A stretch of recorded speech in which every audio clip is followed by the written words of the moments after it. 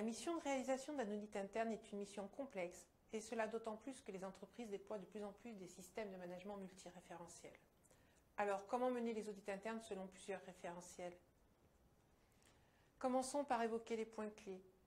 Dans un premier temps, nous allons aborder la programmation des audits multiréférentiels. Nous traiterons ensuite des compétences associées et enfin, nous aborderons les avantages et inconvénients des audits multiréférentiels. Il est primordial d'essayer de mutualiser ce qui peut être audité en commun. En effet, de nombreuses exigences sont communes à plusieurs référentiels. Auditer 3 fois le processus de gestion des compétences pour 3 référentiels, par exemple qualité, sécurité, environnement, de manière séparée, serait une vraie perte de temps et les personnes auditées auraient le sentiment d'être en permanence en audit. Par contre, certaines activités méritent d'avoir un audit plus spécifique. Notamment, cela dépendra des enjeux et objectifs d'audit recherchés.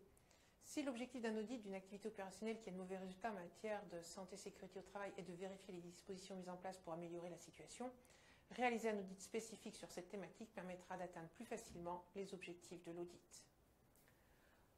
En fonction de l'objectif à atteindre, la programmation pourra prévoir des audits combinés multiréférentiels et des audits spécifiques à un référentiel. Les conclusions de l'audit devront alors bien prendre en compte les objectifs et les spécificités pour être pertinents.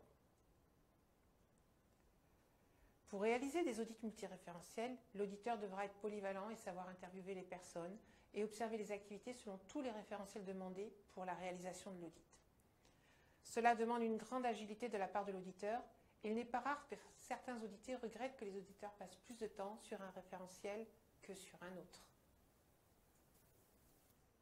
Cela demande aussi d'avoir la compétence sur les référentiels, mais aussi les techniques associées, risque qualité, risque SST et environnement, technologie, réglementation, qui permettront d'appréhender tous les enjeux et risques de l'audit. La compétence pourrait être tenue par un seul auditeur ou par une équipe d'audit de plusieurs auditeurs. Enfin, cela demande de la part des auditeurs une attention particulière pour bien répondre aux objectifs de l'audit sans focaliser sur un référentiel plutôt qu'un autre. Souvent, les auditeurs ont leur marotte et délaissent certains référentiels au profit de ceux qu'ils affectionnent. Les avantages et les inconvénients des audits multiréférentiels.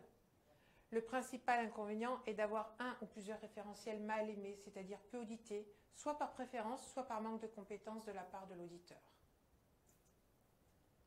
L'avantage le plus visible est le gain de temps et de ressources pour les entités auditées et pour les auditeurs.